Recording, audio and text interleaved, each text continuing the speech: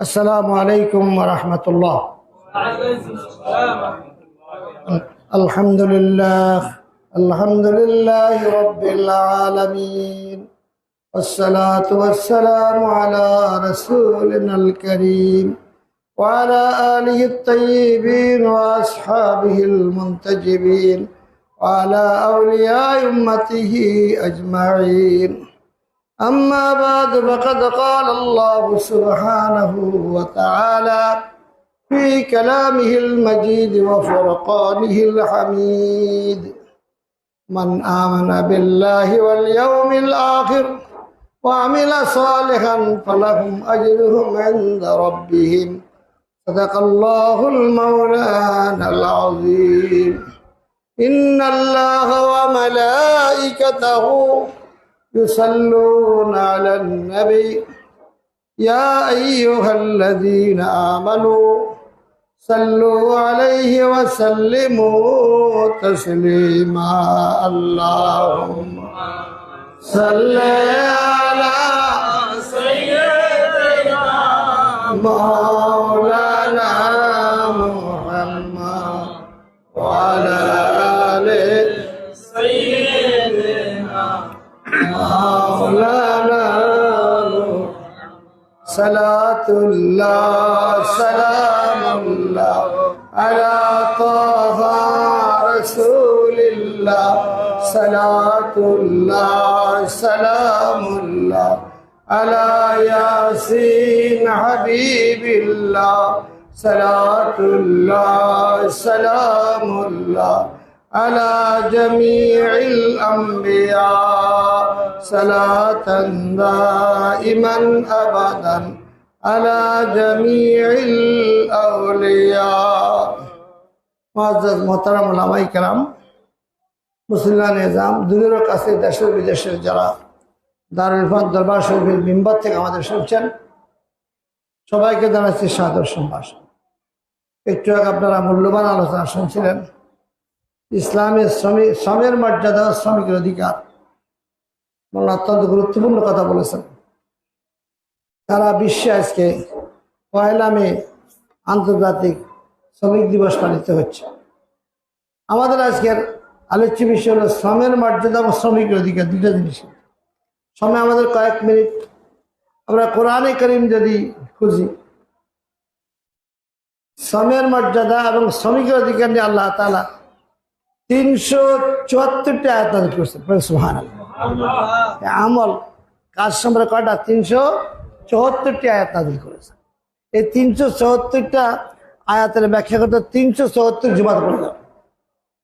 এত ব্যাপক আলোচনা আল্লাহ তাআলা করেছেন। আমল ওই কাজকে বলে যেটার প্রতিদান জানা আছে, প্রতিদান পাবে।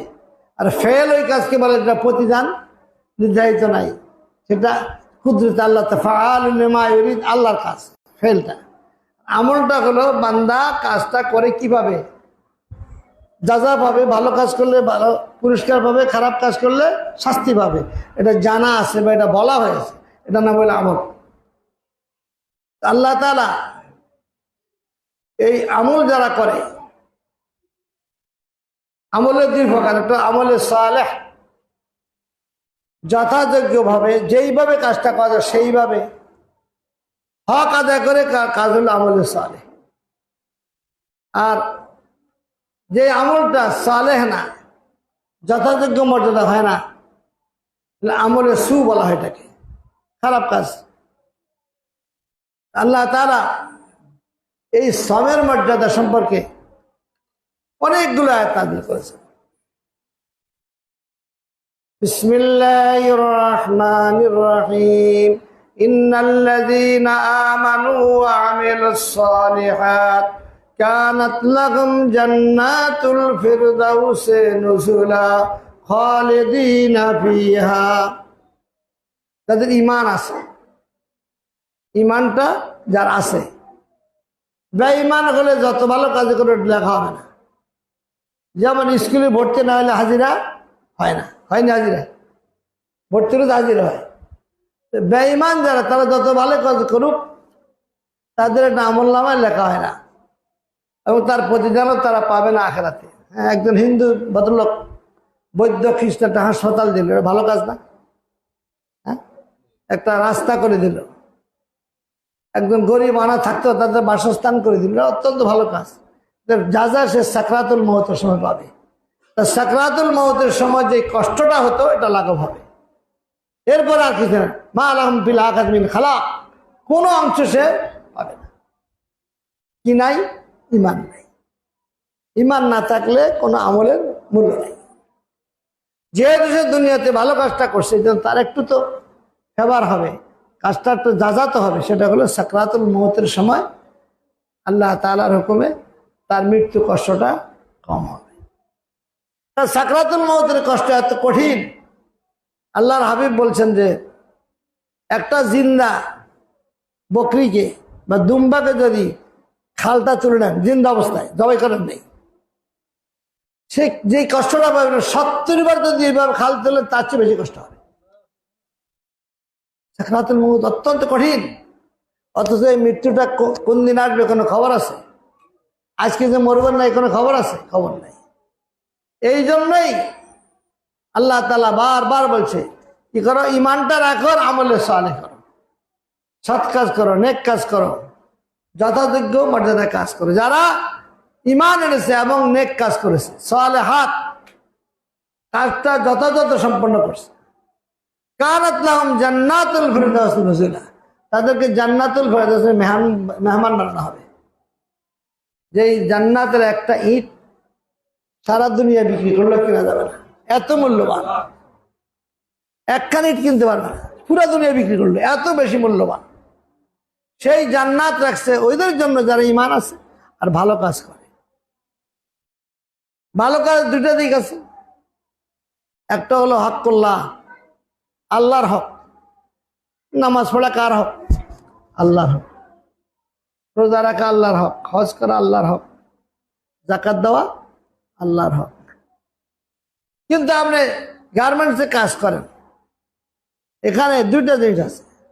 একটা হলো মালিক আপনাকে পারিশ্রমিক দেয়, যেই টাইমটা আপনার সাথে চুক্তিবদ্ধ, যে টাইমটা আপনি কাজ করা দরকার, যেইভাবে কাজ সেটা করলে আমলে সালেহ। সেটা ফাঁকি দেন তাহলে আর আমলে সালেহ হলো না। আল্লাহর হাবিব বলছেন একজন লোক রুজি করে, বুখারী শরীফ হাদিস, একজন লোক রুজি করে তার পরিবারের জন্য স্বাভাবিক খরচ করে, তাদের নিয়ত এই থাকে যে আমার পরিবার এই রেজেক খাবে, খাওয়ার পরে আল্লাহর ইবাদত করবে। হাত্তা লুকমাত বিফাইহি জাউজুহু, যে লোকমাটা স্ত্রীর মুখ উঠাই দিল সেটাও সাদাকা। সুবহানাল্লাহ। সাদকা করলে যে সওয়াব হইতো এই সওয়াবটা সে পাবে। খাওয়াইলো নিজের পরিবারকে, কিন্তু এর সাথে কি হবে? সাদাকার সওয়াব। আল্লাহ রাব্বুল এ মালু উতুল উজিরা উজরাতাহু ক্বাবলা ইউসুফ আরাকাহু, শ্রমিকের শ্রমের পারিশ্রমিক দিয়ে দাও ঘাম শুকানোর আগে। সুবহানাল্লাহ। এত বড় কথা কোনো মানুষই বলে নাই। শ্রমিকের ঘাম শুকানোর কি কর? তার পারিশ্রমিক দিয়ে দাও। সারাদিন কাজ করল, লোকটা ঘাম ঝরতেছে, এমন সময় যদি পারিশ্রমিক মনে করেন 500 টাকা, আপনার 510 টাকা দিলেন, 500 টাকা তোমার শ্রমিকের হক, 10 টাকা দিলে চা খেয়ে নিও, লোকটা খুশি হবে না বেজার হবে? আপনি এই যে কাজটা করলেন, এটা হলো যেহেতু নিয়তটা হলো তাকে সহযোগিতা করা, তার পরিবার চলবে, সে নিজে চলবে, এই অর্থটাও আল্লাহ রাস্তায় দানের সব পাওয়া যাবে নিয়ত ঠিক থাকে। মালিকেরা হাসির ময়দান আটকে যাবে। শ্রম যতটুকু দেওয়া টাকা দিচ্ছে, কিন্তু সারা বাংলাদেশের গার্মেন্টসের খবর তো রাখি কিছুটা। দুইটা লেজার আছে, একটা সাইন নেয় শ্রমিকদের টাকা দেয়, আর একটা বায়ারদের দেখার জন্য। বায়ারদের দেখা আপনার বেতন 40,000 টাকা, 50,000 টাকার রেট আছে না, রেট, আর আপনাকে দিল কত? 20,000 টাকা। আর 20,000 টাকা এসে আপনাকে দিচ্ছে না, সাইন দিচ্ছে। কিয়ামতের ময়দানে সে ধরা পড়বে, তুমি মিথ্যা সাইন দিলে কেন? কথা বুঝছেন? রাসূল পাক সাল্লাল্লাহু আলাইহি ওয়াসাল্লামের কাছে মক্কার জমিনের খুব আপনার মদিনা জমিনে খেজুর গাছের গোড়া কিন্তু শক্ত, পাথর তো হাঁস বলে এটা কাজ করে, চোখান যাতে মানে করতে করতে হাতের দাগ পড়ে গেছে। এরা সাহাবায়ে কেরামের মহাব্বত ছিল, কাজে থাকুক আর যেখানে যাক, ঘরে যাওয়ার আগে আল্লাহ রাব্বির চেহারা মোবারক দেখতে। হযরত আনাস বলেন, যত কাজ শ্রমিকরা কাজ করে আসতো, সবাই ঘাম লইয়া হুজুরের সামনে দাঁড়াইতো। আল্লাহর হাবিব বলছে, কি বাবা তুমি বাসায় গেল না? ইয়া রাসূলুল্লাহ, আপনার চেহারা দেখলে আমার সারাদিনই ক্লান্তি আর থাকে না। কি কাজ করেছো? খেজুর গাছের গোড়া কি করছে? নরম করছে, হাতে দাগ পড়ছে না? আল্লাহর হাবিব না, তুমি হাতটা দিয়ে আগাও। আগানোর পরে ওই যে দাগের মধ্যে চুমু খেয়েছে। সুবহানাল্লাহ, এর চেয়ে মর্যাদা কি হতে পারে? একজন গ্রামের কৃষক, আরব বেদুইন, সে কাজ করে আসে হুজুর দেখা করতে। হুজুর কি করলো? তার হাতের দাগটাতে কি করলেন? চুমু খেলেন। ইসলামে এতটুকু মর্যাদা আল্লাহর হাবিব শ্রমিকদেরকে দিয়েছে। একবার আপনারা বইতে পড়ছেন, সাহাবায়ে কেরাম অনেক দূরে গেছেন, এখন পাক করতে হবে, কেউ পানি আনতেছে, কেউ আপনার ভাতের দিতে জামরা করতেছে। আর আল্লাহর হাবিব কি করলেন? জঙ্গলে গিয়ে কাঠ কাটলেন, কঠিন কাজ যেটা। সাহাবা ইয়া রাসূলুল্লাহ, আপনি বসে থাকেন, আপনি বসে থাকেন, আমরা কাজ করি না, এটা তো ইসলাম অ্যাকসেপ্ট করে না, আমাকে ভালো ভারী কাজটা করতে হবে। আল্লাহর হাবিব বনে গেলেন, কাঠ কেটে আনলেন। আমগো সামান্য মেম্বার হইলে কাজ করতে চায় না, চেয়ারের মধ্যে দূরেই থাক, উপরে তো দূরেই নেই। ইভেন কি অনেক সাহেব আছে দেখবেন, গাড়িতে নামে ব্যাগটা হাতে লয় না, তার পিয়ন কি করবে? অফিসে নিয়ে যাবে। এটা ব্রিটিশরা শিখেছে, ব্রিটিশরা শিখে। রাসূল পাক সাল্লাল্লাহু আলাইহি ওয়াসাল্লাম, সাহাবায়ে কেরাম নিজের শ্রম দিয়ে, ঘাম দিয়ে তারা নিজের জীবিকা অর্জন করছে। খাওয়া নাই ঘরে। মা ফাতেমা জাহরা রাদিয়াল্লাহু তাআলা আনহা, হাসান হোসেন, জয়রাব, এরা ঘরের মধ্যে, কোনো খাওয়ার ব্যবস্থা নাই। আলী রাদিয়াল্লাহু তাআলা আনহু, প্রচন্ড রৌদ্র, 50-এর উপরে ডিগ্রি গরম। এই গরম দিয়ে এক বাগানের কাজ পাইলেন একটু, অত কাজটা করলে যাও আর কি, ভুট্টা পরিমাণ মতো ভুট্টা দিবে। হযরত আলী রাদিয়াল্লাহু তাআলা আনহু, ফাতেমা জাহরা রাদিয়াল্লাহু তাআলা আনহা, হাসান হোসেনের জ্বর হওয়ার পরে নিয়ত করেছে আমরা 3টা রোজা রাখবো। আল্লাহ তাদের মাফ করলেন, কিন্তু রোজা রাখতে সময় পায় রাখ নানার কাছে, নিয়ত করেন আজকে থেকে রোজা রাখবো। সেহরি কিন্তু খায় নাই, খাওয়ার কিছু নাই, পানি খাইয়া রোজা রাখছে। তারপরে সারাদিন এই রোজা অবস্থায় কাজ করছে। কাজ করার পরে এই ইফতারের সময় কয়েকটা রুটি বানাইছে, নিজেরা খাবে এবং বাচ্চাদেরকে দিবে। অল্প পাইছে তো, এমন সময় মেসকিন একটা এসে, যার নিঃস্ব, আমি বলছি আমার ক্ষুধায় জীবন যায়, আমাদেরকে খানা দাও। আমরা হলে কি করতাম? দেখ বেটা, সারাদিন রোজা রয়েছি, অনেক ইফতার আজ কাজ ফাজ না। আচ্ছা, ফাতেমা জাহরা রাদিয়াল্লাহু তাআলা আলী রাদিয়াল্লাহু বলেন, লা আপনার সাইলা ফালা তানহা, যে চাইবে তাকে কোনোদিন ঝুলকি দিও না, ফিরাই দিও না। আয়াত পড়লেন ফাতেমা জাহরা রাদিয়াল্লাহু তাআলা, আলী রাদিয়াল্লাহু তাআলা ওই রুটি দুইটা তাকে দিয়ে দিলেন। এখন খাওয়ার কিছু নেই, ইফতারের কিছু নাই। আবার এই উপবাস শুয়ে থাকলেন, সের সময় আবার একটু পানি খেলেন। পরের দিন সারাদিন খাই নাই, রাত্রে খাই নাই, পরের দিন সকালে আবার গেলেন কাজে। সারাদিন কাজ করে অল্প কিছু গম পাইছে, সেই গমও তো ফিসতে হয় যাতায়, এখন না মেশিন আছে, জমানোর পরে ফাতেমা ফিসলেন, ফিসে আটা বানাইলেন, বানাইয়া ইফতার সময় খাইবেন, এ বসছেন। এমন সময় আপনার ইয়তিম আসি বলতেছে, আমি ইয়তিম, কয়েকদিন না খাই আছি, আমার জীবন যা, আমাকে একটু খানা দাও। ফাতেমা রাদিয়াল্লাহু আলীর মুখ দিয়ে তাকে, আলী রাদিয়াল্লাহু ফাতেমার মুখ দিয়ে তাকে। আবার বললেন, ওকে দিয়ে দাও, যেহেতু কোরআন বলছো আম্মা সাইলা ফালা তানহার, সাইল যে চাইবে তাকে ফিরিয়ে দিও না, ঝুলকি দিও না। তাকে দিয়ে দিলেন। এখন 2 দিন গেল, 1 রাত গেল, পরের রাত্র এই উপবাস, একটু পানি খেয়ে রোজা রাখলেন। 3য় দিন আবার কাজ করে সামান্য ছাতু বলে, ছাতু পাইছেন, যেটা তার রুটি বানাবেন। আপনার রুটি বানাইছে, এখন 2 দিন তো খায় নাই, 2 রাত্র খায় নাই, ইফতার করতে পারে নাই, সেহরিও নাই। আমাদের জীবনে এমন কোনদিন ঘটছে নাকি? হ্যাঁ, 2 দিন খান নাই, 1 দিন খান নাই, 1 বেলা না খাইলে তো চিৎকার শুরু হয়ে যায়। 2 দিন খান নাই, 2 রাত খান নাই, তারপরে রাতে শুইছে। ওই যে একটা কয়েদি খাইতে বসতেন 3য় দিন, কয়েদি মানে হলো জেলখানা যারা থাকে, তখন জেলখানা মাটির তলে গর্ত করে রেখে দিত, দরজা পাথর দিয়ে, বের হওয়ার কোনো কায়দা নেই। ওই কয়েদি ছাড়া পাইছেন, মুক্ত হয়েছেন, কিন্তু কয়েকদিন না খেয়ে তার শরীর শুকিয়ে গেছে। সে আসি বলতেছে, ঘরে কে আছেন? আমি কয়েদি ছিলাম, ছাড়া পেয়েছি, আমার ক্ষুধায় জীবনটা আমার থাকলে কিছু দেন। 3য় দিন ইফতারের সময়, খুব ভালো করে শুনেন, ওনারা এই জন্যই বরণীয় স্মরণীয় হয়েছে। 3য় দিন হযরত আলী কাররামাল্লাহু ওয়াজহুর চোখে পানি এসে গেল। আমি তো পুরুষ, আমি নয় থাকলাম, রাসূলুল্লাহর কন্যা ফাতেমার অবস্থা কি হবে?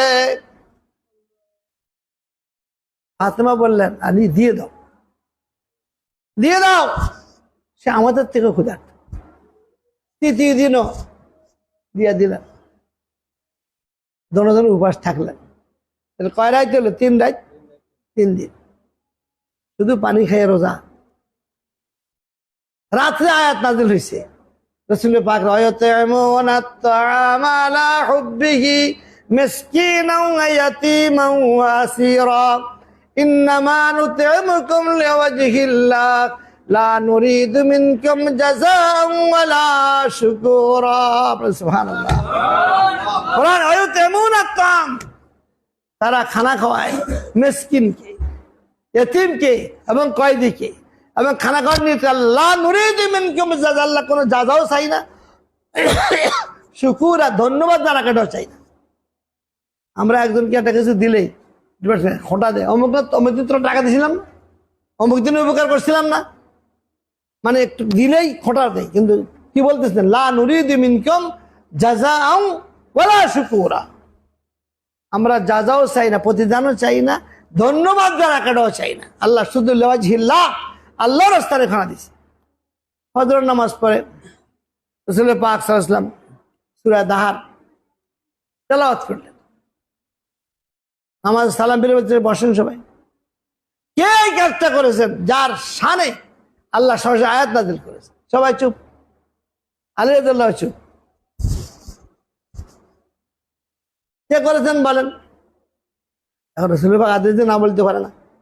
ইয়া রাসূলুল্লাহ, ঘটনাই আপনার নাতির অসুস্থ হয়েছিল, আমরা নিয়ত করছিলাম 3 দিন রোজা রাখবো। 1ম দিন রোজা রাখছি, মিসকিন মাসে দাঁড়াইছে। 2য় দিন রোজা রাখছি, এতিম মাসে দাঁড়াইছে। 3য় দিন রোজা রাখছি, কয়েদি আসে দাঁড়াইছে, তাদের খানাটা দিয়ে দিছি। তখন রাসূল পাক সাল্লাল্লাহু বললেন, তোমরা এমন একটি কাজ করছো যেটার খুশবু সমস্ত জান্নাতে পৌঁছেছে। ويطعمون الطعام على حبه مسكينا ويتيما واسيرا إنما نطعمكم لوجه الله لا نريد منكم جزاء ولا شكورا।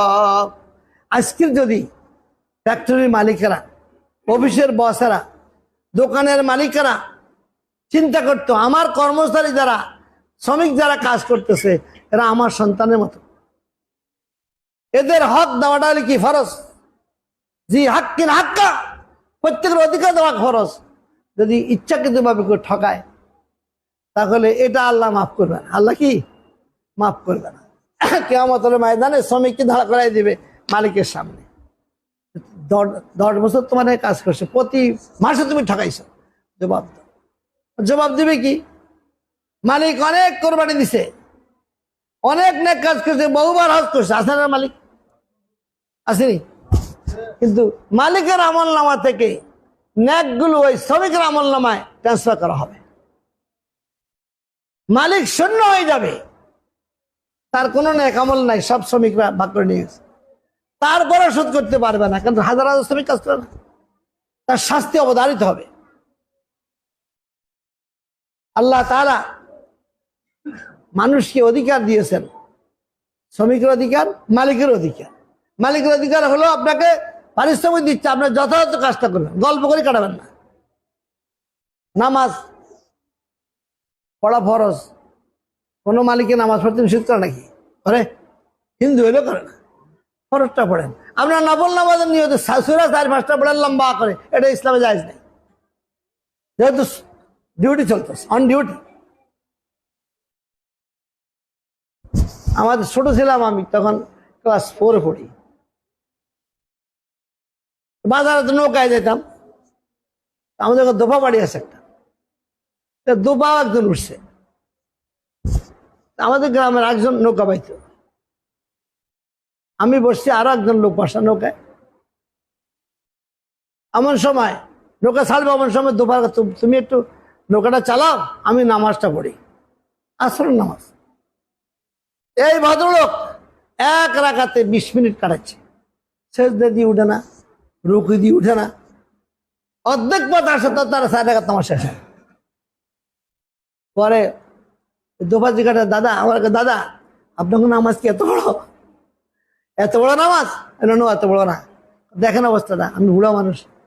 পরে নামাজ সালাম ফিরে হিসেবে তাপ করি, তখন মেজাজ তখনও খারাপ ছিল, এক থাপ্পড় গাল ঠাস করে দিছি। কোথায় পেয়েছে নামাজ? কে তোমাকে নামাজ শিখাইছে?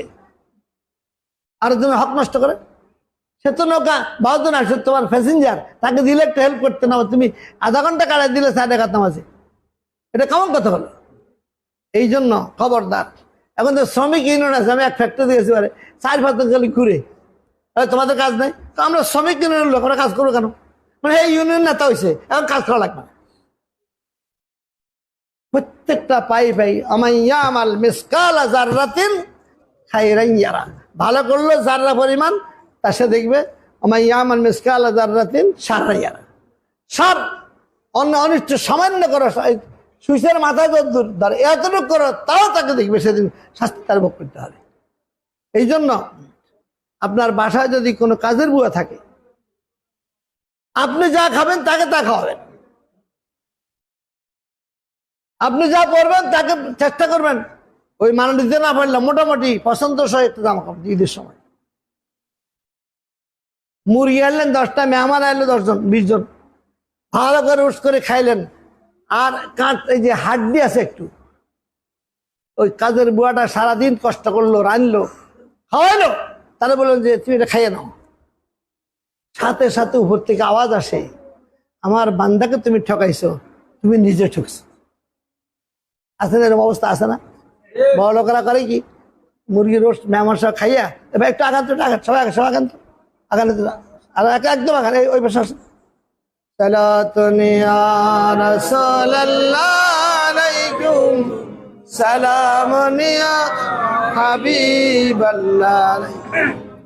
রাসূল পাক সাল্লাল্লাহু আলাইহি ওয়াসাল্লামের ঘরে কোনো খানা নাই, তিনি খুঁজতেছেন, কাজ পাই। আমরা বহুবার শুনছেন এই ঘটনা, শুনে কি হবে, আমাদের বোধ শক্তি আসে না। এক ইহুদির ইন্দ্রা বুঝেননি, মাটি গর্ত করে, যেটা আমরা টয়লেটের জন্য করে, এরকম গভীর ওখান থেকে পানি উঠেছে, খুব কষ্ট। ইহুদির ওখানে পানি উঠান লাগবে, আল্লাহ রাবি বললেন, ভাই আমাকে পানি উঠে দাও। ওই যে উঠাইবা, কি লাগবে, যে প্রতি বালতিতে আমাকে 2টা খেজুর দিবা, কটা কমপক্ষে, ঠিক আছে উঠাও। কয়েকটা বালতি উঠানোর পরে হঠাৎ করে আপনার বালতির রশি ছিঁড়ে গেছে, ওজন তো ছিঁড়ে যায়, বালতিটা নিচে পড়ে গেছে, বালতিটা নিচে পড়ে গেছে। এখন পানি উঠেতে পারছে না। ইহুদি বলে, কি ব্যাপার, পানি উঠেছে না কেন? যে রশি ছিঁড়ে গেছে। ফের আগ করে রসুল পাকের গালে এক থাপ্পড় লাগাইছে, এক জোরে এক থাপ্পড় দিয়েছে। আমরা বলি কি কইতাম, এই মেয়ে আমার থাপ্পড় দিলেন কেন, বালতি উঠাবো আমি? আল্লাহ রবি বলেন, ভাই আপনি আমাকে থাপ্পড় দিলেন, হাতে ব্যথা পাইছেন, হাতে ব্যথা পাইছেন। কতবার শোনার সাথে সাথে তাকাই রইল হুজুরের চেহারা দিকে। এই আপনার নাম কি? আমার নাম মোহাম্মদ। বাবার নাম কি? আব্দুল্লাহ। মায়ের নাম কি? আমেনা। কোথায় থাকেন? অমুক জায়গায় থাকি। কোন বংশের? অমুক বংশের। দাঁড়ান, বসেন এখানে। সে ইহুদির কিতাব বুঝতো, সে তাওরাত কিতাব উল্টে দেখেছে আখির জামানার নবীর বাবার নাম আব্দুল্লাহ, মায়ের নাম আমেনা, এবং শত কষ্ট দিল সে কি প্রতিশোধমূলক হবে না, হাসি মুখে বরণ করবে। এটা লেখা আছে তাওরাতে। আপনার তখন হাসি বলতেছে, আমি তো বুঝতে পারি নাই আপনি আখির জামানার নবী মুহাম্মদ রাসূলুল্লাহ সাল্লাল্লাহু আলাইহি ওয়াসাল্লাম। আমাকে এই মুহূর্তে কি করেন, মাফ করে কালেমা পড়াই দেন, লা ইলাহা ইল্লাল্লাহু মুহাম্মাদ। এই ছিল রাসূল পাক সাল্লাল্লাহু আলাইহি ওয়াসাল্লাম। আর আমাদের অবস্থাটা কি? আমরা সারাদিন শ্রমিক দেই, শ্রমিক হিসাবে ফ্যাক্টরিতে কাজ করি, দোকানে কাজ করি, বাসায় আসলে যত রাগ ওয়াইফের সাথে ঝাড়ি আছে না? এই হচ্ছে যে যায় খালি জ্বালতেছে, আইয়া ওজু করে খাইয়া বাস মোবাইল নিয়ে বসে গেছে। ওই বাসারে সকালে নাস্তা বানাচ্ছে, দুপুরে ভাত পাকাচ্ছে, বিকালে চা বানাচ্ছে, রাত্রে আবার খানা ব্যবস্থা করতেছে, মশারি টানা দিতেছে, ঘর ঝাড়ু দিতেছে, বাচ্চা পালতেছে। আপনি যদি তার মাসিক বেতন ধরতেন সব কাজগুলি মিলে যায়, তাহলে কত টাকা বেতন হইত? 8 ঘন্টা ডিউটি করে যদি 20,000 টাকা পায়, আপনার ওয়াইফ তো 24 ঘন্টা ডিউটি করতেছে, তো মাসে কত টাকা তাকে দিচ্ছেন আপনি? এই জন্য এটা একটা জুলুম। রসুল পাক আসরের নামাজের পরে রসুল পাক তরকারি করতেন, সুবহানাল্লাহ, তরকারি করতেন। ওই যে তার মধ্যে ধারনা তেল ধারাইতেন, চুলাতে কি দিতেন? তখন কি আর গ্যাস ছিল নি? ছিল? পেট্রোল ছিল না, লাকড়ি, গাছের রস।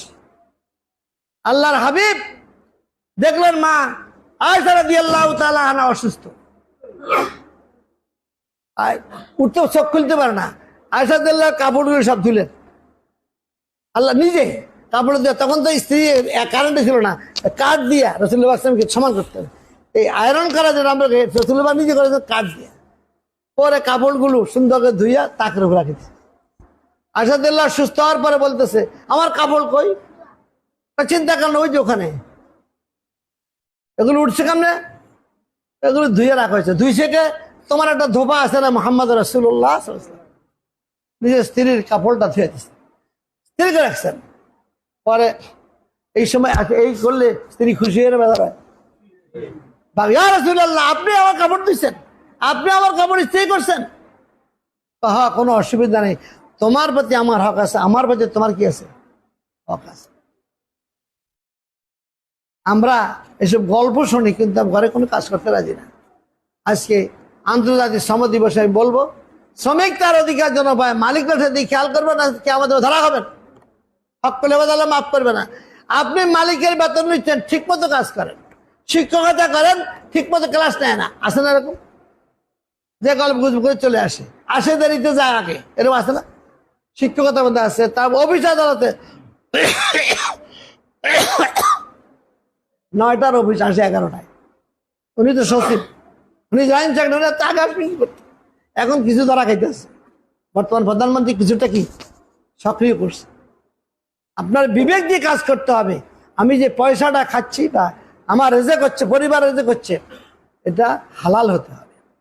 এবং নিয়ত যদি করে, আমি এই গরমে দিয়ে ফ্যাক্টরিতে 8 ঘন্টা ডিউটি করি, ওভার টাইম 10 ঘন্টা ডিউটি করি, আমার ঘাম ধরছে, এই রোজেকটা যে আমার স্ত্রী খায় নামাজ পড়বে, কোরআন শরীফ তেলাওয়াত করবে, ছেলেরা খাবে, তা নামাজ পড়বে, নিয়ত যদি পুরা সবটাই কি ইবাদত, পুরাটা কি ইবাদত। আল্লাহ আমাদের তৌফিক দান করুক, আমরা যেন শ্রমিকের অধিকার, শ্রমের মর্যাদা দিতে পারি, মালিকরা যেন মর্যাদা দিতে পারে, কর্তৃপক্ষ যেন মর্যাদা দিতে পারে, এই তৌফিক আমাদের দান। মা তৌফিক ইল্লা বিল্লাহ।